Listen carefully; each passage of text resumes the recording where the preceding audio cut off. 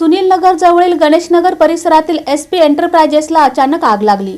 महापालिका अग्निशमन दलाच्या 6 बंबांसह खासगी टँकरच्या मदतीने आग विझवण्यात आली असून सुदैवाने कोणतीही जीवितहानी झाली नाही।